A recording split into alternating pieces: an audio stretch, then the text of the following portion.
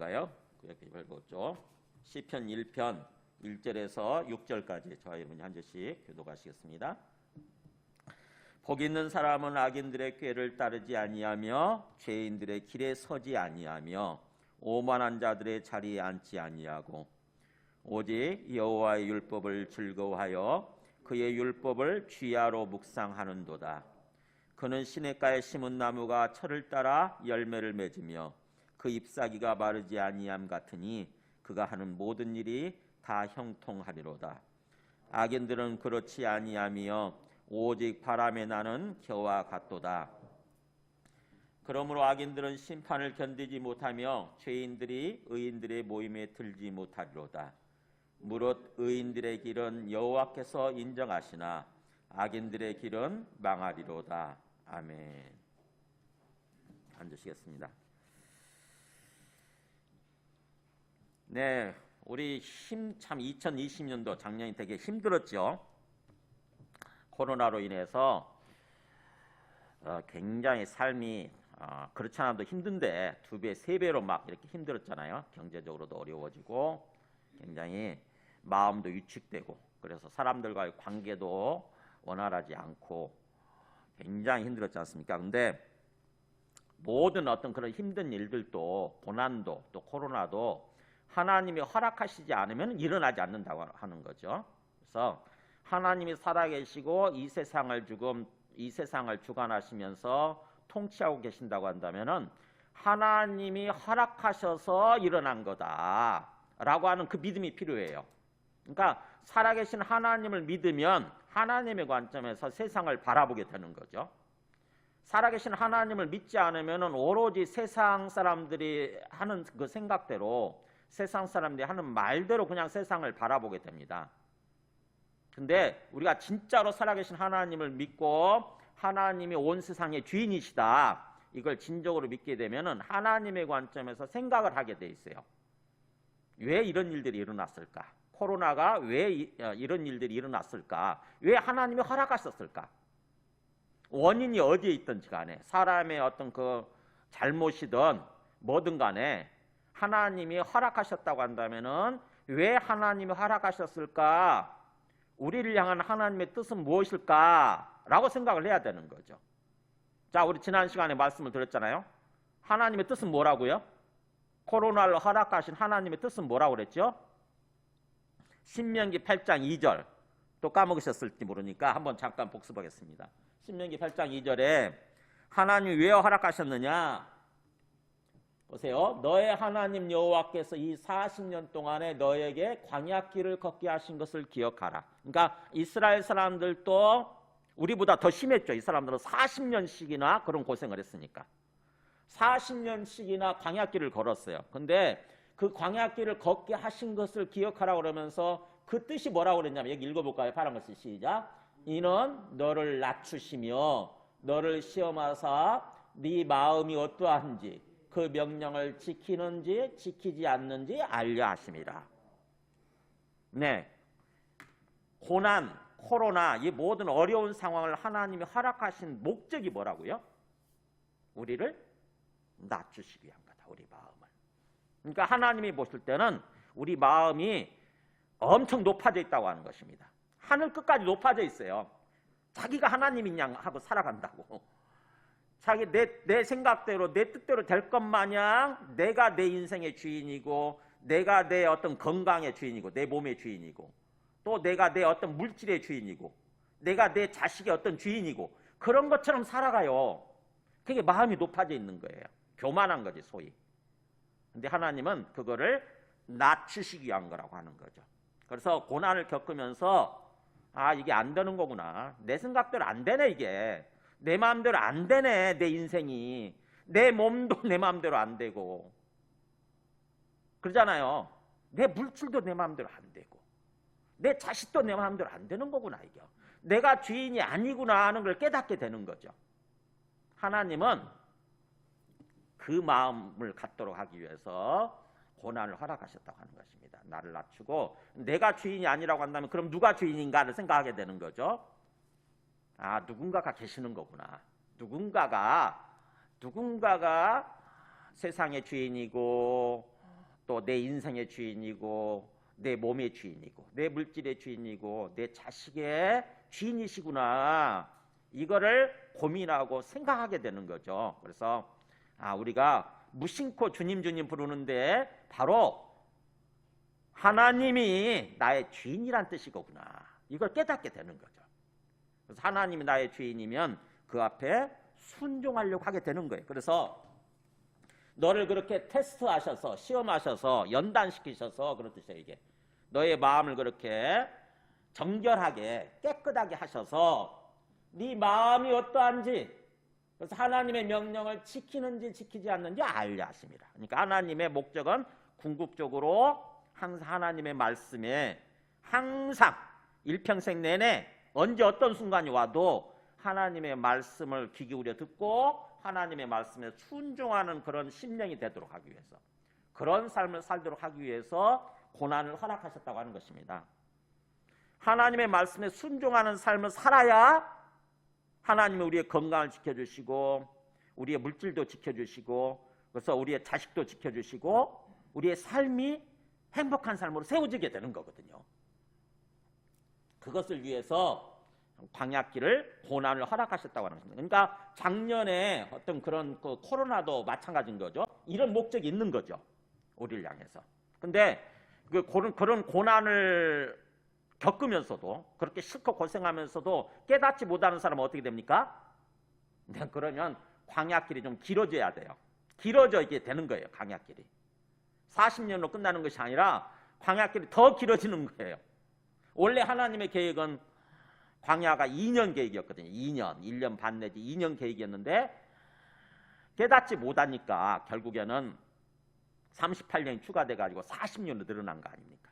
우리 인생도 마찬가지예요. 우리 인생도 하나님이 그렇게 싫고 고생하게 하셨는데 그런데도 불구하고 여전히 깨닫지 못하고 자기 마음이 높아져 있어가지고 내가 주인 된 것 마냥 살아가게 되면 우리의 고생길은 계속 환히 열리게 됩니다. 그래서 이 작년에 힘들었던 2020년을 주님의 관점에서 돌아보면서 지금 2021년도 이 새해를 맞이해서는 이제 2021년도는 그야말로 우리가 작년에 어떤 그 고난의 시간을 통해서 깨달은 교훈대로 살아가는 거예요. 교훈을 얻고 그 다음에 그 교훈대로 마음속에 새기면서 살아가는 것입니다. 그것을 위해서 이 연초 이제 지금 1월 이제 첫 주잖아요. 그래서 연초에는 항상 주님의 관점에서 계획을 세우고 주님 앞에서 기도하면서 이렇게 시간을 잘 보낼 필요가 있어요. 시작이 반이래잖아요. 시작이 반. 1월을 어떻게 시작하느냐에 따라서 1년 농사가 결정되는 거예요. 올 1년 농사가. 1월 아무렇지도 않게 아무 생각 없이 시작하는 사람들이 있잖아요. 그럼 1년 농사 또 망칩니다.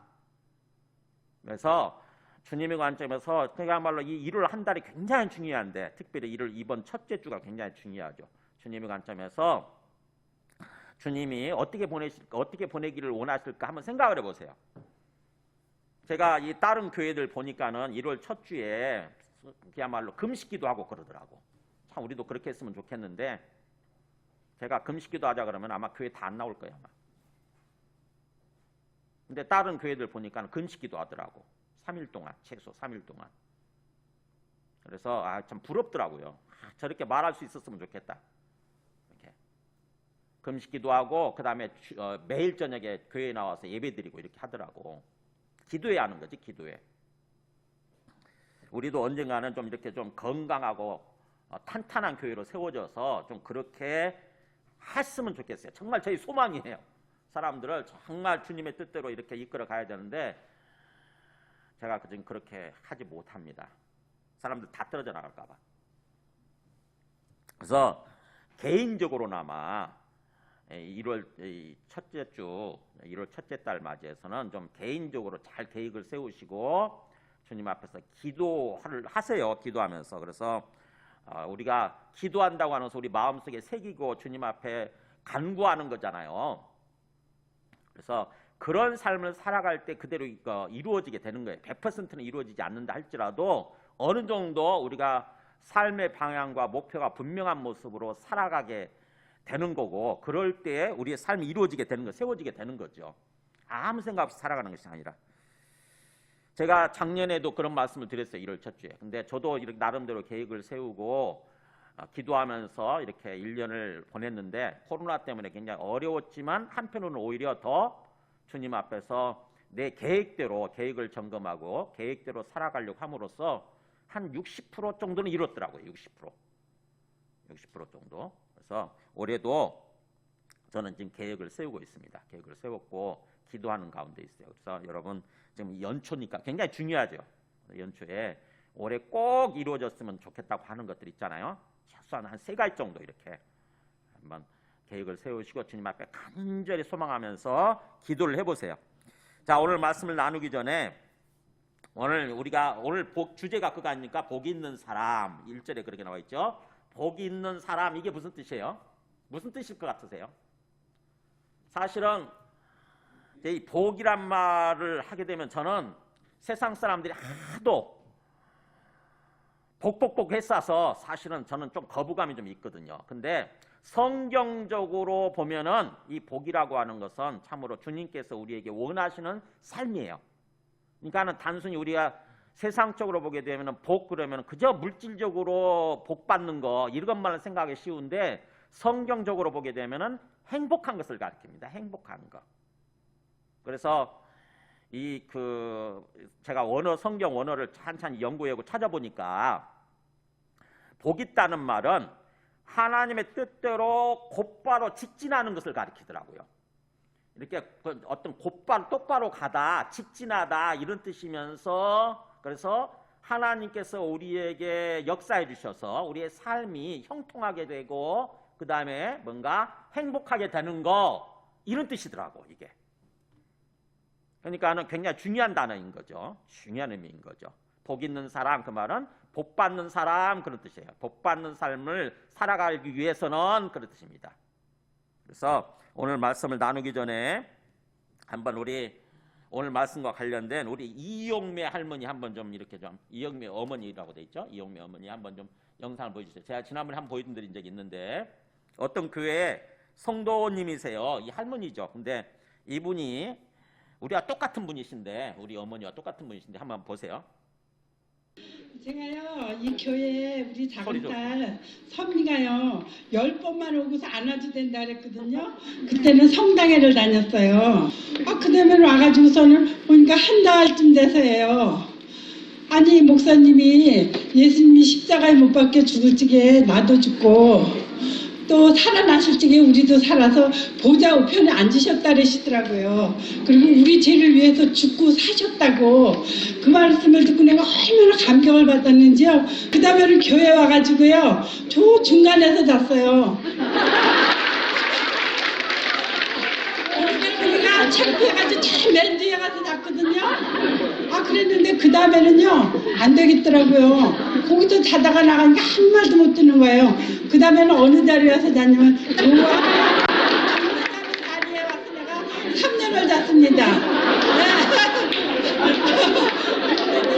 그래도 하나님한테 맨날 내가 기도하고 잤거든요. 뭐라고 했냐면요, 하나님 아버지 내가 이 교회에 왔는데요 내가 나갈 때 듣는 말씀 들어올 때 듣는 말씀 이렇게 보는 말씀이요 발에서부터 머리끝까지 좀 차고 넘치게 해주세요. 이 기도를 3년을 한 것 같아요. 기도를 할지 몰라서 그것만 했습니다. 그랬는데요 어느 날 목사님이 그러시는 거예요. 이 말씀을 외우면은 정말 이 세상을 이깁니다 이래요. 종이에다가 이제 적었어요. 한 5장 정도를 적어가지고 시장에 가니까 이렇게 바구니에다가 하나 담고 의자 앞에다가 하나 놓고 주머니에 하나 놓고 머리맡에 하나 놓고 밭에 하나 놓고 이 말씀을 외우는데 그냥 이상하게도요 1년을 외워도 이 말씀을 못 외우는 거예요. 보면은 외우고 안 보면 잊어먹고요.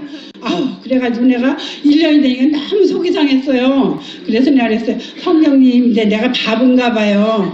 성령님께서 그러시잖아요. 대학원을 나와도 다 초등학문이라 그러셔서 제가 아주 그냥 정말 너무 감사해가지고 난 국민학교도 못 나왔는데 이 말씀을 꼭 외우겠다고 아주 작정을 했거든요. 그래서 성도님께서 맨날 좀 읽게 해달라 그러면서 1년을 했는데도 못했잖아요.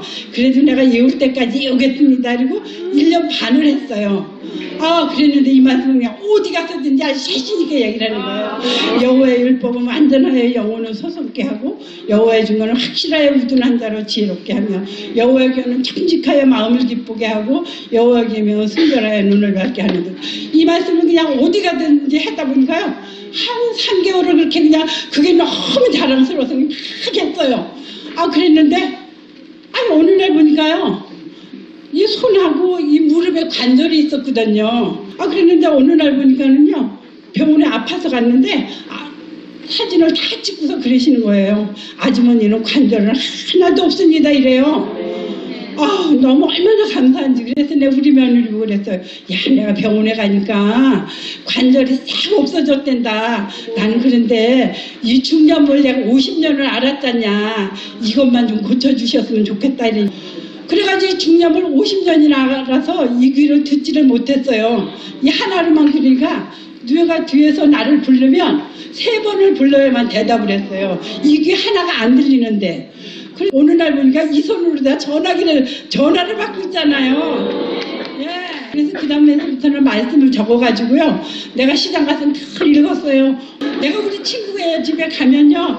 늘 말씀 읽어줘요. 복음 있잖아요. 고린도전서 15장 3, 4절 말씀이요. 내가 받은 것을 먼저 너에게 전하여 누리는 성경대로 그리스도께서 우리 죄를 위하여 죽으시고 장사지는 바 되었다가 성경대로 3일 만에 다시 살아나서 이 말씀을 읽어주고 내가 그러는 거예요. 야, 진리를 알지 이 진리가 너희를 자유케 하리라. 영접하는 자 곧 그 이름을 믿는 자들에게는 하나님의 자녀가 되는 권세를 줬다. 예수님만 믿어 봐라. 얼마나 기쁜지 모르고. 근데 내가 가면 날고 그러는 거. 너는 맨날 뭐가 그렇게 기쁘냐고. 너 보면 난 기분 나쁘다고. 나는 죽고 싶은데 너는 왜 이렇게 맨날 기쁘냐요. 그런데 예수님이 내 안에 계시니까 나는 기뻐요. 아직 걔보다 내가 근심을 100배 더 해야 되는데 이 근심을 그냥 예수님께서 싹 가져가시고요. 나는 그 시장에 나가서 맨날 기뻐서 하하하하 웃는 거예요. 그러니까 시장에서 그 언니들도 그래요. 언니가 와야 여기 기쁨이 많다고.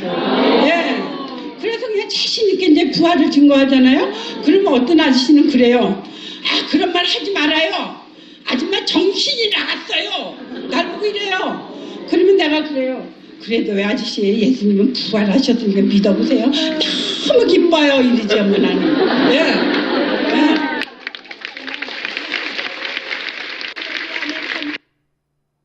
제가요 이 교회에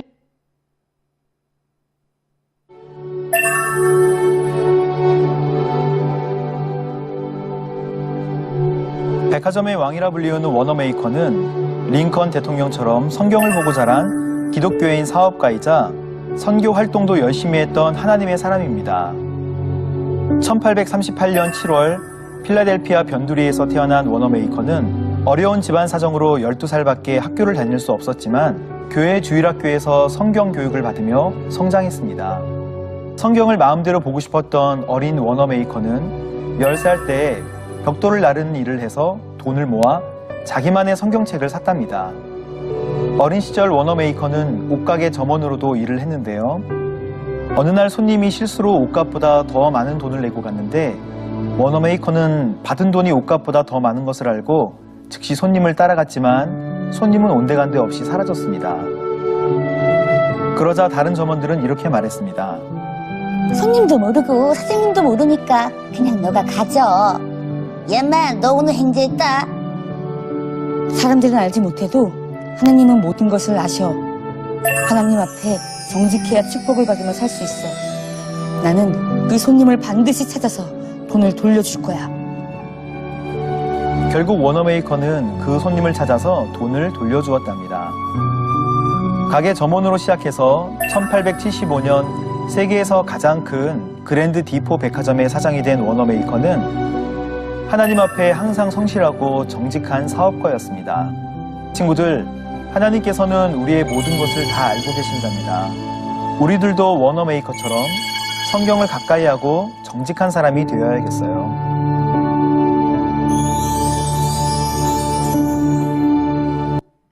원어메이커 이야기는 우리 집에서 지금 어린아이들과 함께 예배드리는 우리 어린아이들을 위해서 보여드린 거고요.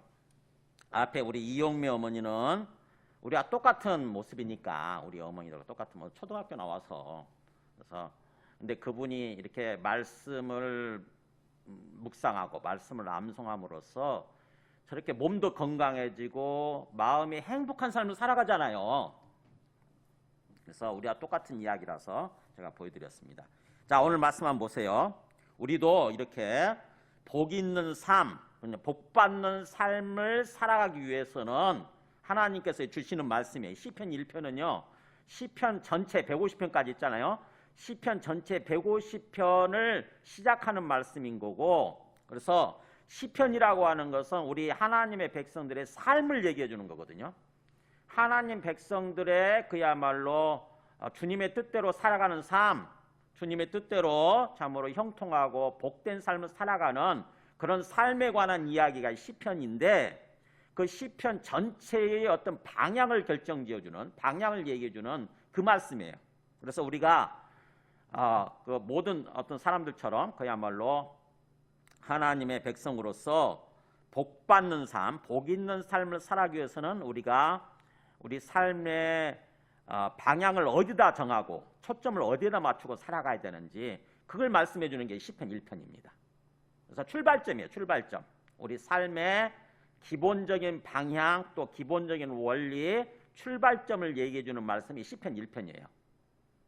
이 말씀을 통해서 찬찬히 보면 주님께서 우리에게 어떤 삶을 살아가길 원하시는지, 우리가 어떤 존재가 되길 원하시는지 주님의 마음이 나타나 있는 거죠. 그래서 복 있는 사람, 즉 복 있는 사람이 되길 원하는데 주님께서는, 하나님께서는 우리에게 복 있는 사람이 되기를 원하시는데, 그 복 있는 사람, 정말 복 받는 그런 삶을 살아가기 위해서는 어떻게 해야 되느냐 하는 거죠.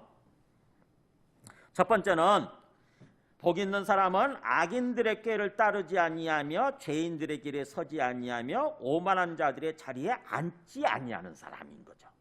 먼저 우리가 진정으로 우리의 또 바람대로, 우리의 소망대로, 그리고 하나님의 기대이기도 하고 하나님의 계획이기도 한 거죠. 그래서 그렇게 참으로 복받는 삶을 살아가기 위해서는 먼저 우리가 버려야 될 것이 있다고 하는 것입니다.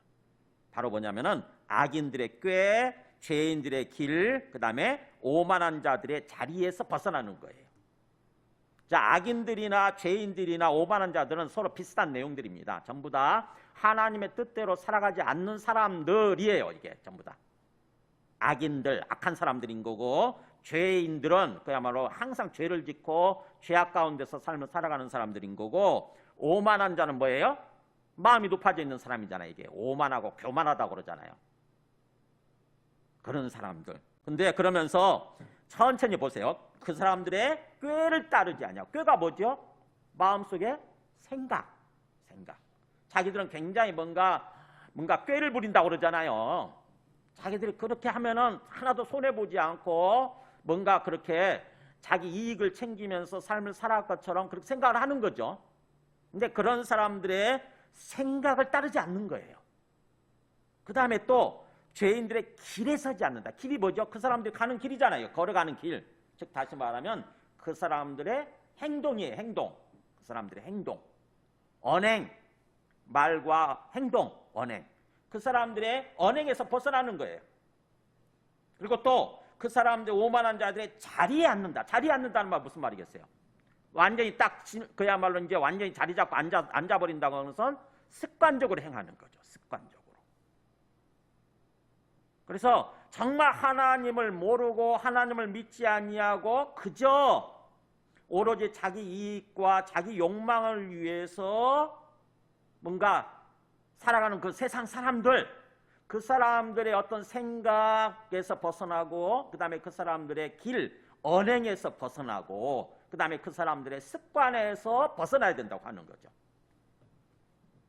그 사람들은 하나님을 모르거나 아니면 하나님을 무시하거나 하는 그런 사람들이니까 그렇게 사는 거죠. 오로지 자기가 주인이고 그래서 자기 욕심과 자기 욕망을 위해서, 자기 이익을 위해서 그런 식으로 꾀를 부리고 그 다음에 행동을 하고 습관적으로 그렇게 삶을 살아가는 거예요. 근데 그런 삶을 살면서 하나님이 우리를 기뻐하시고 하나님이 우리에게 복 주시는 그런 삶을 살 수는 없는 거죠. 그죠? 뭔가 하나님의 뜻대로 우리가 행동을 해야 하나님 위에서 바라보시면서 우리 모습을 보고 하나님이 기뻐하셔야 되는 거잖아요. 근데 하나님이 위에서 보시면서 저렇게 살면 안 되는데, 그래서 하나님이 굉장히 싫어하시고 뭔가 미워하시고 그 다음에 하나님이 혐오하시는 모습으로, 그럼 하나님이 또 분노하시는 모습으로 우리가 삶을 살면서 하나님의 복을 받기를 바란다? 이거 안 되는 거 아닙니까? 그렇잖아요. 그래서 먼저 우리가 정말 복 있는 사람이 되기 위해서는, 복 있는 삶을 살기 위해서는 버려야 될 게 있어요. 우리가 지금까지 또 2020년도를 돌아보면서 우리의 어떤 그 잘못된 부분, 우리의 어떤 그 죄악된 그런 모습들이 다 드러났지 않습니까? 그거를 철저하게 과감하게 결단하고 청산하려고 해야 되는 거예요. 올 1년, 새로운 1년을 시작하면서 정말 내가 청산해야 될 게 뭔가, 내가 정말 버려야 될 게 뭔가, 세상 사람들의 모습, 타락하고 부패한 세상 사람들의 모습이 내 마음, 나에게 있는 것들이 뭔가 내가 잘 모르겠으면 누가 보고 말해달라고 그러세요. 옆에 사람들은 다 압니다. 옆에 사람들이 그걸 다 알면서도 참아줘서 그렇지, 그거 다 알아요. 옆에 사람들이 그것 때문에 굉장히 불편해하고 힘들어하는 거죠. 사실은 얘기해달라고 그러세요. 그럼 다 압니다. 그래서 그거를 딱 3가지만 얘기해달라고 그래요. 3가지. 아니면 딱 1가지만 한번 얘기해달라. 이렇게 얘기해보세요. 그러면 그것만 1가지만 갖고도, 사실은 1가지만 버려도 우리의 삶이 수준이 확 올라가는 거죠. 우리의 삶의 어떤 질적인 수준이, 단계가 확 높아집니다. 1가지만 좀 버려도 돼. 고질적인 잘못된 습관들 있잖아요. 고질적인 잘못된 어떤 행동, 습관, 이거 1가지만 버려도 우리 삶의 수준이, 질적인 수준, 단계가 확 높아지고요. 우리가 행복해져요. 그래서 복 있는 사람, 즉 복 있는 삶을 살아가기 위해서는 그렇게 우리가 먼저 과감하게 결단하고 청산해야 된다고 하는 것입니다. 그리고 나서 그 다음에 2번째 단계는 2절이죠. 오직 여호와의 율법을 즐거워하여 그의 율법을 취하러 묵상하는도다. 자, 우리가 청산할 것 청산하고 이렇게 과감하게 결단하고 버리려고 한 다음에는 그 다음에 우리 마음에 뭘 채워야 되느냐? 바로 하나님의 말씀으로 채우는 거예요. 오직 여호와의 율법을 즐거워하여. 여호와의 율법은 하나님의 말씀이라고 생각하시면 돼요. 하나님의 말씀을 즐거워하여. 즐거워한다는 말은 나의 기쁨으로 삼고, 그런 뜻이에요, 이게. 그러니까 하나님의 말씀 자체가 기쁨이야. 나의 기쁨. 나의 기쁨의 대상이 되는 거예요. 제일 첫 번째 기쁨의 대상이 돼야 되는 거죠, 말씀이. 말씀은 억지로 봐야 된다고 그러니까 억지로 조금 보다가 그냥 그 말씀만 보면은 붙들면은 막 졸리는 사람들 있잖아요. 그런 것이 아니라 내 마음속에 기쁨의 대상이 되면은 졸립지 않습니다. 말씀을 막 뭔가 한 글자라도 더 읽으려고 그러고, 그 다음에 말씀을 뭔가 깨달으려고 하게 되죠. 그러면 그렇게 해서 말씀을 뭔가 읽으려고 그러고 깨달으려고 하면은요, 그래서 하나씩 깨달아지게 되면 더 기쁨이 커져요. 들어옵니다. 처음에는 말씀이 안 들어오니까, 말씀이 이해도 안 되고 또 안 들어오니까 졸립죠. 그래서 아까 그 우리 이용미 어머니도 무려 3년씩 계속 잤대잖아요. 예배 시간에 와서. 처음에는 가장 부끄러워서 제일 뒤에서 자다가 앞에 와서 자다가 이렇게, 그러면서 점점 주님 앞으로 이렇게 나오지 않았습니까?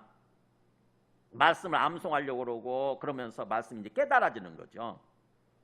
말씀이 마음속에 들어오게 되고, 그런 게 필요한 게, 그런 노력이 필요한 거죠. 올해 그야말로 이 말씀이 정말 내 마음속에 들어오도록 했으면 좋겠다, 이런 어떤 목표를 가지고 주님 앞에 기도하는 거죠. 주님, 말씀이 마음속에 들어오게 해 주옵소서. 그냥 말씀 나는 안 돼, 이런 생각 가지면은요 계속 안 들어와요. 에이, 나는 말씀 모르겠어, 그냥 안 돼, 그냥 에이, 목사님 왜 자꾸 힘든 얘기를 하나, 그냥 아무렇게나 교회 다니면 구원받는다고 하는데 그렇게 얘기만 해주면 얼마나 좋을까. 그런 주장하면서 교회를 나간 사람이 있어요. 우리 교회 다니다가 목사님 왜 이렇게 자꾸 말씀대로 살아야 된다고 얘기를 하냐고. 그런 얘기를 하면서 나간 사람이 있다니까요. 자기는 믿음으로 구원받는다고 그랬는데, 그렇게 들었는데, 아, 목사님 그냥 믿음으로 구원받는다고 얘기만 좀 해주세요 그러더라고. 좀 말씀을 알고 말씀대로 살아야 된다고 그런 얘기 좀 하지 마세요. 자기는 그게 싫대. 그러면서 결국 나갔어요. 그러지 마시고 말씀 자체에 대해서 부정적인 선입견을 좀 지우세요. 내가 어떻게든지 올해 말씀을 좀 깨달아야 되겠다. 말씀의 마음속에 한 구절이라도, 말씀 한 구절이라도 내 마음속에 담아야 되겠다. 이런 생각을 해보세요. 그러면 말씀에 대해서 내 마음의 장벽부터 먼저 이렇게 걷어내시고 말씀을 어떻게든지 이렇게 담으려고, 말씀을 마음속에 담으려고 이렇게 하게 되면은 말씀이 어느 순간에 들어옵니다. 제가 여러분 놓고 기도하는 게 마음의 귀를 열어주셔서 말씀이 들어오게 해주세요. 이렇게 기도하고 있어요. 육체적인 귀는 좀 잘 안 들려도 마음의 귀를 열어주셔서 그냥 말씀이 깨달아지게 해주시고 말씀이 마음속에 들어오게 해주세요. 그래서 그러면 말씀이 영혼의 꿀이라고 그러잖아요. 시편 119편을 보면 영혼의 꿀처럼 달게 느껴져요. 어느 순간에 보면 신기합니다. 그거 신기해요. 말씀이 달다는 말이 진짜예요. 말씀이 깨달아지면, 조금이라도 깨달아지면 이상하게 달게 느껴져요. 말씀이 영혼의 꿀처럼 그렇게 달게 느껴져요. 그래서 그렇게 말씀을 나의 기쁨으로 삼고, 그런 뜻이에요. 여호와의 율법을 즐거워하여, 그거는 하나님의 말씀을 나의 기쁨으로 삼고, 그 다음에 그의 율법을, 즉 그의 말씀을 주야로 묵상하는도다. 주야, 밤낮으로 말씀을 생각하는 거예요. 묵상한다는 말이 읽으면서 작은 소리로 읊조린다 이런 뜻이거든요. 원래는요. 복 있는 사람은 하면서 계속 반복하는 거죠. 복 있는 사람은, 이게 무슨 뜻이지? 복 있는 사람은 하나님의 뜻대로 직진하는 사람, 하나님의 뜻대로 형통하는 사람, 그런 뜻이라고 그랬는데 목사님이. 그래서 그런 삶을 살아가기 위해서는 악인들의 꾀를 따르지 아니하며 악인들의 이 생각을 따르지 아니하며, 계속 생각하다 보면은요 깨달아져요. 조금씩 내용 많이 읽는 게 중요한 게 아니야. 많이 읽는 게 중요한 게 아니고 조금씩 뭔가 말씀이 잘 안 들어오는 사람들은요 정독을 하려고 해보세요. 정독 천천히. 올 1년 이 시편 1편만 갖고도 씨름한다고 하면 생각을 해보세요. 올 1년 동안 내내. 그래서 이 시편 1편만 마음속에 담을 수 있어도 사실은 성공한 거죠. 그야말로. 그러면 삶의 길이 열립니다. 행복한 삶의 길이 열려요. 그래서 이 묵상한다는 말은 천천히 읽으면서, 반복해서 읽으면서, 소리내서, 반복해서 조금씩 작은 소리로 소리내서 읽으면서 계속 읊조리는 거, 생각하는 거예요. 생각하는 거. 그게 묵상한다는 뜻이에요. 마치 소 아시죠? 소가 열심히 풀을 먹고 나서 나중에 가만히 한가로울 때 보면 어떻게 하고 있는지 아세요? 네, 속에 먹었던 거를 위에다 이렇게 저장했던 것을 꺼내가지고 계속해서 되새김질합니다. 입으로 계속 되새김질해요. 묵상한다는 말 그런 뜻이에요. 이게 되새김질하는 거. 그러니까 말씀을 열심히 읽을 때는 빨리 읽는 것도 필요하긴 하지만, 그러나 그 말씀 그렇게 읽고 끝나버리면 의미가 없는 거고, 그 말씀을 생각할 줄 알아야 돼요. 그래서 조금이라도 깨닫게 되면 더 묵상하고 싶고 더 읽고 싶고 이런 생각이 들어요. 그래서 그렇게 뭔가 잘못된 삶을 청산하고, 그 다음에 이제 좀 적극적으로 긍정적으로 우리가 해야 될 게 뭐냐면, 추구해야 될 게 바로 하나님의 말씀을 기뻐하고 하나님의 말씀을 항상 묵상하는 사람, 밤낮으로 묵상하는 사람. 이게 조금씩 뭔가 깨달아지고 몸에 배게 되면은요 점차 더욱더 빠른 속도로 발전이 있게 됩니다. 말씀이 들어와요. 말씀이. 그래서 이 말씀을 묵상한다고 하는 것은 우리를 향한 하나님의 뜻을 깨닫는 거죠. 그죠? 우리를 향한 하나님의 계획, 하나님의 뜻, 하나님의 바람을 깨닫는 거예요. 말씀을 통해서. 그래서 하나님의 뜻을 알지 않으면은, 말씀을 읽지 않고 하나님의 뜻을 깨닫지 않으면 우리는 뭐가 이끌어가느냐? 하나님의 말씀이 우리를 이끌어가는 것이 아니라, 하나님의 뜻이 우리를 이끌어가는 것이 아니라 뭐가 이끌어가냐면은 우리 귀에 들려오는 것들 있잖아요. 끊임없이 뉴스를 보거나 핸드폰을 켜거나 그러면 끊임없이 우리 안에 들려오는 세상적인 정보, 세상적인 어떤 지식 이런 것들이 우리 마음속에 주인 되어 가지고 우리를 이끌어가게 되는 거죠. 그렇게 되면은 우리 심령이 부패하게 되고 타락하게 되면서 우리 삶이 형통하지가 않는 거예요. 우리 삶이 형통하지도 않고 행복하지도 않게 되는 거죠. 복된 삶이 되지 않는 거예요. 그래서 세상의 어떤 잡다한 지식, 정보 물론 그것도 어느 정도 필요하지만 그러나 그것 전에 먼저 주님의 말씀이 우리 마음속에 딱 차지하고 있어야 돼요. 주인으로서. 그래야 그 말씀이 세상적인 지식과 정보를 걸러냅니다. 어느 게 올바른 건지 올바른 지식이고 올바른 정보인지 그걸 걸러내요. 분별력이 생겨요. 근데 말씀이 내 안에 없다. 하나님의 기준이 없는 거죠. 그러면은 세상적인 지식 정보가 그대로 다 들어와 가지고 그게 가짜인데도 불구하고 심지어는 가짜 뉴스 요즘 가짜 뉴스 만드는 사람 얼마나 많이 있습니까? 그렇잖아요. 아주 부패하고 타락한 사람들이 아주 악한 사람들이에요. 수많은 사람들을 그야말로 지옥의 구렁텅이로 끌고 가는 그런 사람들이니까 정말 내가 거짓말 내 스스로 내 어떤 이익 때문에 잠깐 거짓말하는 것도 잘못된 건데 거짓말하는 자들은 지옥의 영원한 불 속에 던져질 거라고 하는 말씀이 요한계시록에 나오잖아요. 근데 그 거짓말을 만들어내는 사람 한번 생각해 보세요. 다 그래가지고 그걸 다른 사람한테 퍼뜨리는 사람, 이 사람들은 정말 하나님의 큰 심판을 받을 사람들이에요. 아주 악한 사람들이에요. 그래서 세상에는 거짓된 정보, 거짓된 가짜 뉴스가 너무 많아요. 근데 그거를 걸러내지 않으면은, 그게 걸러지지 않으면은 그게 거짓된 정보가 내 마음속을 지배하면서 내 삶을 이끌어가게 되는 거죠. 그래서 우리 삶 자체가 완전히 거짓돼 버리게 됩니다. 우리 삶 자체가 망하는 거예요. 망하는 거예요. 그래서 말씀을 먼저 마음속에 담는 거. 그래서 저는 절대로 아침에 일어나서 절대로 무슨 신문을 본다거나 아니면 SNS를 켠다거나 그렇지 않습니다. 참 보면은 옛날에 제가 이렇게 보면은 뭔가 회사 다닐 때 보면은 아침에 일어나서 아침에 그 출근하면서 신문 보는 사람들 많더라고. 보면 특히 뭔가 스포츠 신문 이렇게 보고 있는 사람도 있어요. 스포츠 신문 얼마나 굉장히 이상한 것들이 얼마나 많이 나옵니까? 근데 아침에 맨정신에 그걸 담고 싶을까 이런 생각이 들더라고. 저는 말씀 읽으면서 갔어요. 말씀 읽으면서 묵상하면서. 중요한 거예요. 우리 마음속에 뭘 먼저 담느냐. 맨 먼저 일어나서 어떤 걸 마음속에 담느냐에 따라서 그게 하루를 이끌어가는 거거든요. 그러니까는 아침에 일어나서 먼저 하기 전에 다른 거 하기 전에 먼저 잠깐 기도하고 그 다음에 뭔가 특별한 시간을 가져가지고 말씀 묵상함으로써 본격적인 하루를 시작하는 게 중요한 거죠. 말씀을 마음속에 담고. 그래서 그렇게 복 있는 삶, 참으로 행복한 삶, 형통한 삶을 살아가기 위해서는 청산할 거 청산하고 과감하게 결별하고 떠날 거 떠나고 그 다음에 어디 하나님의 말씀을 나의 기쁨으로 삼고 하나님의 말씀을 읽고 묵상해서 마음속에 담는 사람이라고 하는 거죠. 이게 좀 처음에는 쉽지 않지만 익숙한 습관에서 벗어나는 거니까 쉽지 않지만 한번 해보세요. 올해 목표로 삼고 한번 해보세요. 처음 좀 떠듬떠듬이라도 한번 해보세요. 그래서 말씀을 통해서 하나님의 뜻을 알고 그 다음에 하나님 뜻대로 삶을 살아갈 때 하나님이 위에서 우리를 보고 계시니까 우리 마음을 또 살피고 계시니까 우리 마음이 하나님 뜻대로 생각을 하게 될 때 하나님이 기뻐하시게 되고 하나님이 복을 베풀어 주시게 되는 거죠.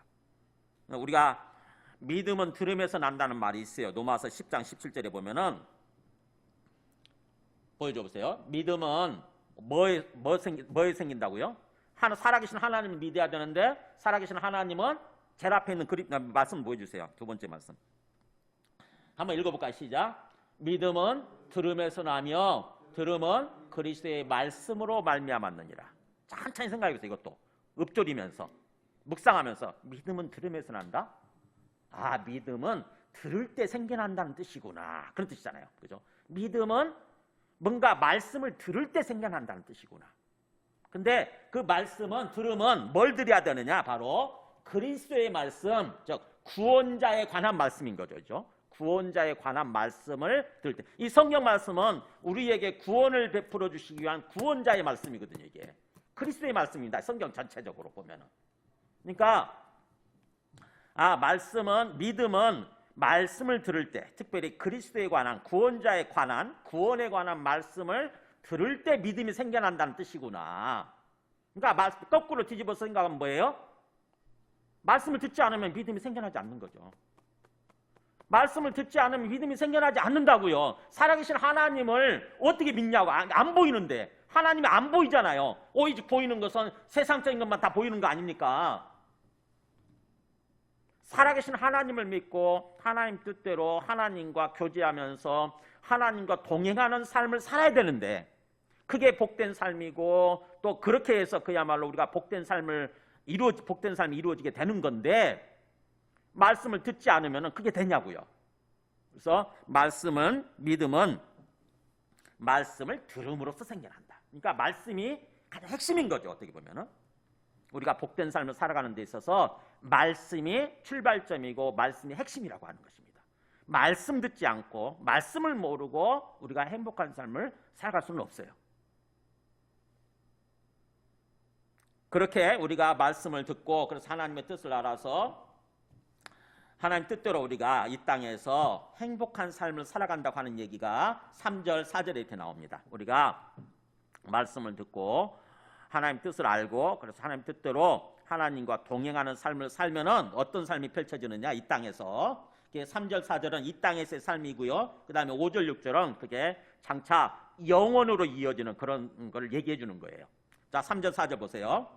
그는 이란 말은 어떤 사람이죠? 그는 바로 3절, 2절을 받는 거잖아요. 오직 하나님의 1절, 2절을 받는 거죠. 전체적으로 잘못된 삶을 청산하고 과감하게 결별하고 오직 하나님의 말씀을 기쁨으로 삼고 하나님의 말씀을 주야로 묵상하는 사람은 어떤 사람이에요? 바로 시냇가에 심은 나무가 철을 따라 열매를 맺으며 그 잎사귀가 마르지 아니함 같으니 그가 하는 모든 일이 형통하리로다.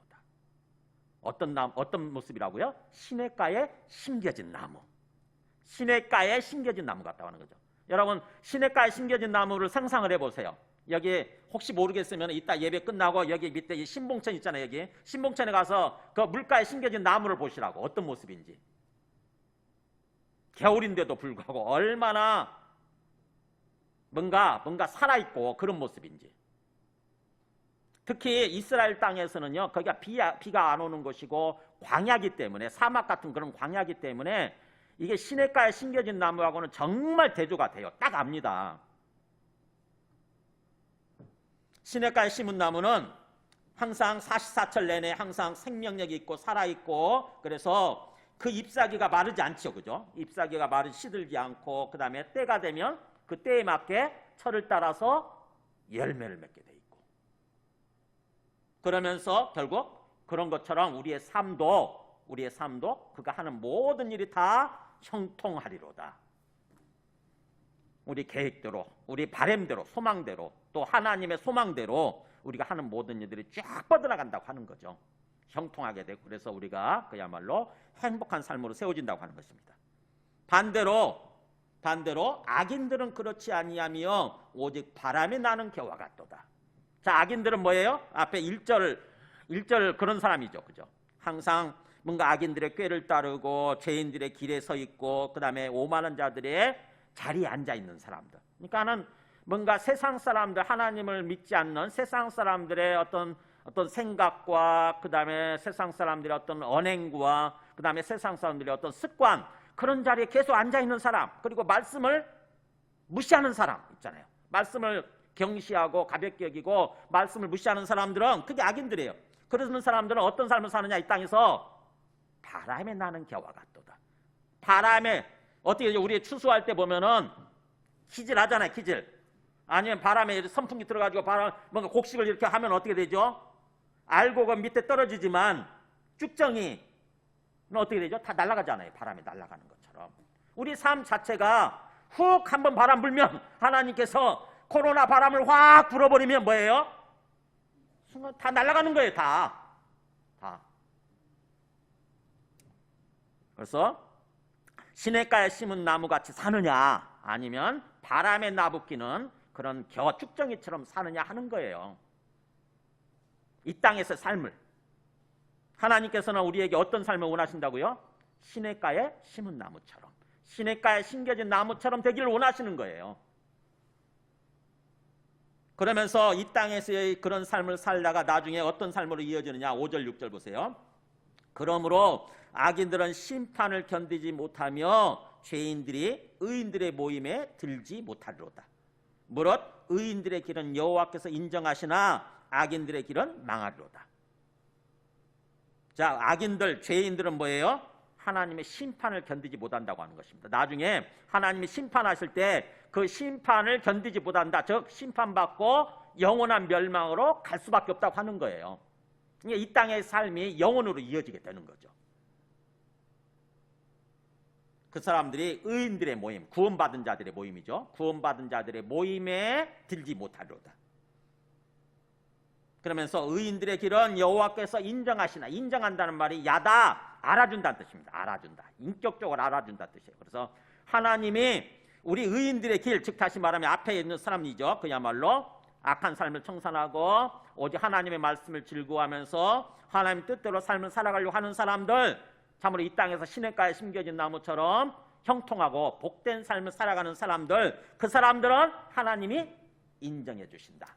알아주신다는 거예요. 인격적으로 받아주시지만, 그러나 악인들의 길은 하나님이 심판하셔서 영원한 멸망으로 들어간다고 하는 것입니다. 그래서 이 땅에서의 삶이 영원으로 이어지는 거예요. 이 땅에서 내가 아무렇게나 살아도 그냥 난 죽으면 천국 간다? 그건 자기 생각일 뿐인 거고, 하나님은 그렇게 말씀하시지 않습니다. 이 땅에서부터 우리가 구원을 받아서 정말 구원받은 자답게 형통하고 복된 삶을 살아가길 원하시고, 그런 삶이 나중에 영원으로 이어지길 원하시는 거예요. 영혼은 이 땅에서의 믿음 그리고 믿음에 따른 삶과 무관하지 않습니다.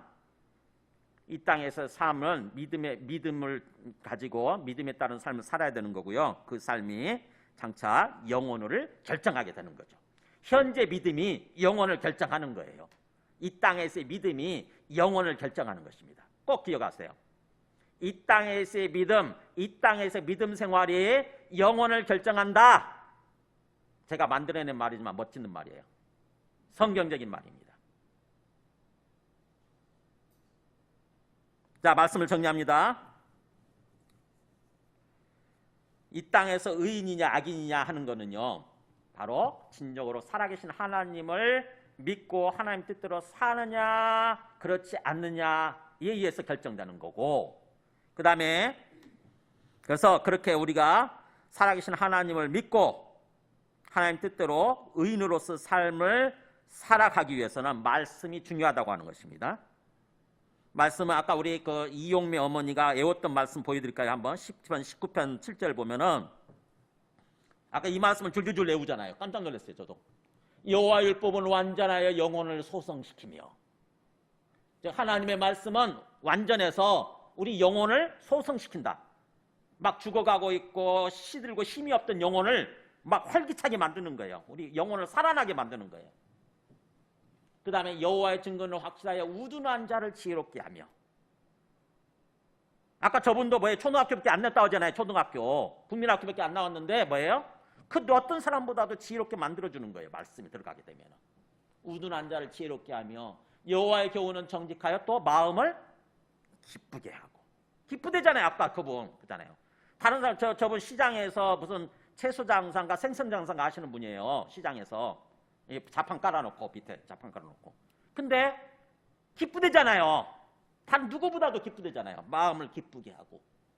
그 다음에 여호와의 계명은 순결하여 눈을 밝게 하시도다. 네. 우리 눈을, 영적인 눈을 확 열어줘요. 우리 영적인 눈을 확 열어줘요. 말씀이 들어가면은 신기합니다. 그거 정말 신기해요. 그렇기 때문에 이 말씀이 얼마나 우리 신앙의 믿음의 출발점이에요. 말씀 없이 믿음 생기지 않고 말씀 없이 구원받지 못합니다. 그냥 교회에 왔다 갔다 하는 정도만 갖고는 안 돼요. 말씀을 스스로 읽고 스스로 생각을 해야 돼. 말씀 묵상을 해야 돼. 그리고 말씀이 마음속에 깨달아져야 돼요. 말씀에다 목숨 거세요. 어떻게 보면 말씀에다 정말 목숨을 걸어보세요. 올해 놀라운 일이 벌어진다고. 놀라운 일이. 디모데후서 3장에도 사도 바울이 디모데한테 강조하는 얘기예요. 디모데후서 3장 15절 보면 한 위에 읽어볼까요? 시작. 성경은 능히 너로 하여금 그리스도 예수 안에 있는 믿음으로 말미암아 구원에 이르는 지혜가 있게 하느니라. 우리 구원 받았는데 뭔 구원에 이르게 만든다. 이게 무슨 뜻이에요? 우리 구원 받았지만 아직 구원의 완성에 이르지 못했잖아요. 그죠? 항상 이걸 우리가 그래서 이미와 아직 사이에 있다고 그랬죠. 우리는 지금 이미 구원 받았지만 아직은 구원의 완성에 이르지 못한, 즉 아직 가나안 땅에 들어지 못한 광야 가운데 있다고. 우리는 광야 가운데. 우리는 반드시 광야를 잘 통과하고 가나안 땅에 들어가야 되잖아요. 완전한 구원의 완성 이르러야 된다고. 즉 예수님이 재림하실 때 우리가 부활에 이르러야 되는데 뭐가 그렇게 만들어주느냐? 바로 말씀이 그렇다는 거예요. 성경 말씀이. 성경 말씀이 우리를 구원에 이르는 지혜를 준다는 뜻이에요. 왜냐? 성경 말씀을 통해서 그리스도 예수 안에 있는 믿음을 갖게 만들거든요. 그리스도이신 구원자이신 예수님을 믿게 만들어줘요. 진짜로. 살아계신 하나님으로, 내 앞에 살아계시는 주님으로 믿게 만들어주고 주님과 인격적으로 교제하면서 함께 동행하게 만들어준다고. 말씀을 통해서. 그래서 주님과 함께 동행하는 삶을 살아야 우리가 완전히 광야를 잘 통과해서 가나안 땅에 들어가게 되는 거예요. 그렇기 때문에 베드로 사도도 이렇게 말씀을 해요. 베드로전서 2장 2절 보면 한번 읽어볼까요? 위에 시작. 갓난아기들 같이 순전하고 신령한 젖을 사모하라. 이는 그로 말미암아 너희로 구원에 이르도록 자라게 하려 함이라. 자, 베드로 사도 뭐라고 그래요? 갓난아기들 같이 순전하고 신령한 젖을 사모해라. 자, 갓난아기들 막 태어난 지 1살 안 된 애들은 어떻게 하죠? 배고프면 우는 거잖아요. 그죠? 배고프면 무조건 울어야 돼. 울게 돼 있어요. 그렇게 하나님 만들어 놓으셨어. 배고프면 막 울면 어떻게 되죠? 엄마가 젖을 물린다고. 그래서 건강한 아기는 배고플 때 우는 아이예요. 배고플 때 우는 아이. 배고픈데도 울지 않는다? 그러면 그 아이 뭔가 이상한 거야. 지금 뭔가 이상한 거야. 큰일 난다고 나중에. 그렇잖아요. 배고프면 막 우는 아이. 이 아이가 건강한 아이예요. 우리가 영적으로 태어나서 우리 영혼이 건강하다 그러면 뭐예요? 말씀이 없을 때 말씀을 위해서 우는 사람이에요. 말씀 달라고 우는 사람. 그럼 바로 그 얘기를 하는 거예요. 갓난아기들처럼 갓난아기가 그렇게 젖을 사모하듯이 너희는 순전하고 신령한 젖. 이게 바로 뭐겠어요? 순수하고 영적인 젖. 이게 바로 뭐겠어요? 말씀이에요. 말씀. 때가 없이 그야말로 저만하고 때가 없이 흠 하나 없이 순수하고 그 다음에 신령한, 영어로 스피리추얼, 순수한 말로 하면은 뭐야? 영적인, 성령적인 그런 뜻이죠. 이 젖, 즉 말씀을 사모해라. 그러면 구원에 이르도록 자라게 돼 있다고 하는 거예요. 우리 영혼이 결국 아기가 자라듯이, 엄마 젖을 먹고 그렇게 자라듯이 우리 영혼이 말씀을 계속 사모하고 말씀을 먹게 되면, 말씀의 젖을 먹게 되면 우리 영혼이 자라난다고 하는 것입니다. 신앙생활 수십 년 해도, 평생 동안 수십 년 신앙생활 해도 어린아이 상태 자라지 못하고, 영적으로 자라지 못하고 성장하지 못하고 어린아이 상태에 있는 사람들이 얼마나 많이 있냐고요. 생각하는 게, 행동하는 게 어린아이야. 어린아이. 그러지 않기 위해서는 말씀을 먹어야 돼요. 말씀이 없어서 그래요. 말씀을 먹지 않으니까 수십 년 신앙생활을 하는데 하나도 변함이 없이 성장하지 않고, 영적으로 성장하고 성숙하지 않고, 자기는 모를 거야. 내 나이가 지금 70, 80인데 아이고 나보고 어린애이래, 어린아기래. 하나님이 보실 때 그렇다니까요. 하나님이 보실 때 아직 기저귀 차고 있는 상태. 하나님은 우리가 영적으로 성인이 되어져서, 제가 지난번에 말씀드렸잖아요. 그걸 에베소서 표현대로 하면 온전해지는 거라고 그랬잖아요. 영적으로 성인이 되어져서 하나님과 함께 동행하면서 하나님의 일을 하기를 원하세요. 그래서 말씀을 통해서 그게 가능해진다고 하는 것입니다. 그 다음에 사도행전 17장 11절 한번 보여줘 보세요. 자, 여기 보면은요, 베레아에 있는 사람들, 베레아 교회 사람들이죠. 베레아 교회에 있는 사람들은 데살로니가 교회에 있는 사람들보다 더 젠틀해서 너그러워서는 마음이 온유하고 더 뭔가 마음이 부드러운 거예요. 이렇게 고분고분한 거예요. 소위 하나님 앞에서 고분고분해서 자기 고집 피우지 않고 자기 떼 쓰지 않고 더 너그러워서 그 다음에 읽어볼까요? 간절한 마음으로 말씀을 받고 이것이 그러한가 하여 날마다 성경을 상고함으로 뭐예요? 말씀을 들을 때 어떻게 받았어요? 이게 하나님의 말씀이라면 내가 하나도 놓치면 안 되지. 내가 지금 졸면서 말씀 놓치면 안 되지. 간절한 마음으로 말씀을 받아들이고 그 다음에 거기서 또 끝나면 안 되는 거죠. 어떻게 해야 돼요? 진짜 그런 뜻인가? 목사님이 그렇게 말씀하셨는데 진짜 그런 뜻인가 하고 다시 말씀을 자기가 스스로 읽으면서 묵상하는 것입니다. 복 있는 사람은 하나님 뜻대로 쭉 뻗어나가는 사람, 형통한 사람은 악인들의 꾀를 따르지 아니하고 뭔가 잘못된 것을 청산하고 그런 뜻인가? 진짜 하나님이 그렇게 말씀하시나? 읽어서 읽다 보면은 뭐예요? 생각이 되는 거예요. 깨달아지는 거예요. 이것이 그러한가 하여 날마다 성경을 상고했다. 상고란 말이 말이 표현을 좀 바꿔야 되는데 이제는 자세할 상 고찰할 고자예요. 이게 자세할 상 고찰할 고 한자 말이에요. 자세히 고찰했다. 즉 뭐예요?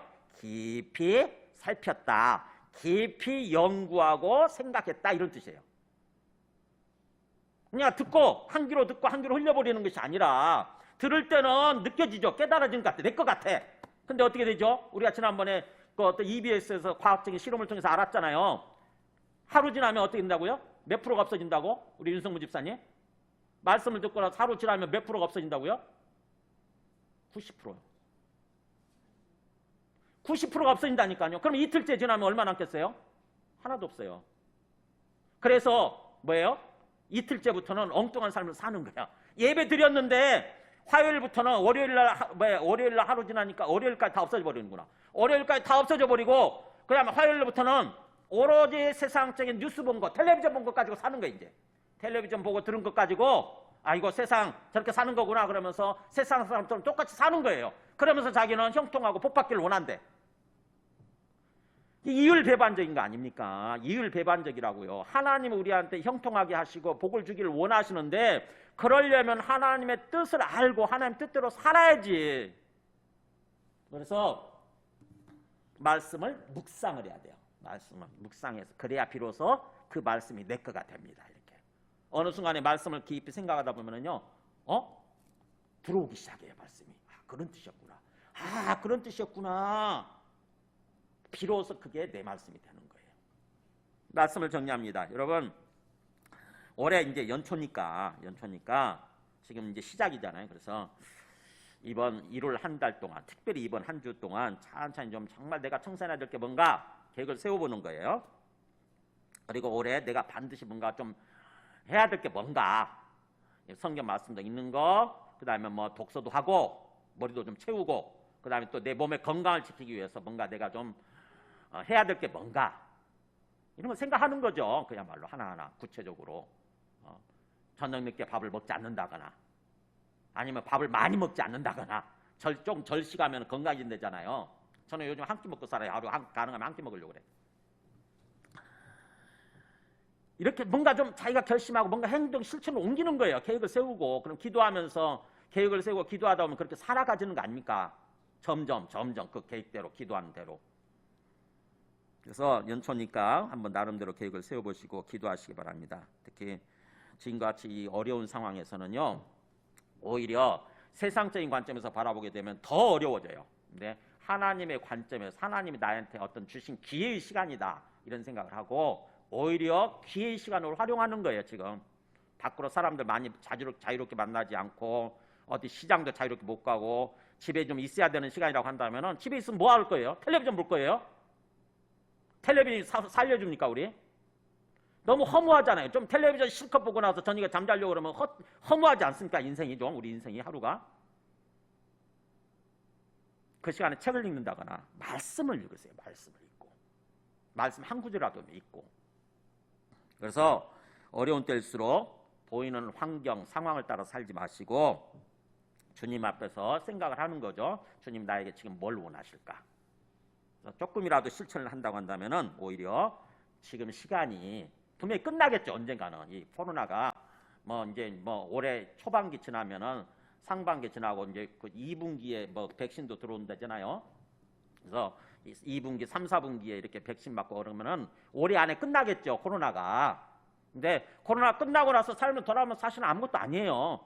지금은 굉장히 힘들지만, 그러나 코로나 끝나고 나서 삶을 돌아오면 또 지나간 거였구나. 그거 아무것도 아니라는 생각을 하게 되는 거죠. 근데 이왕이면 지금 이 시간을 좀 지혜롭게, 좀 알차게 보낼 필요가 있는 거죠.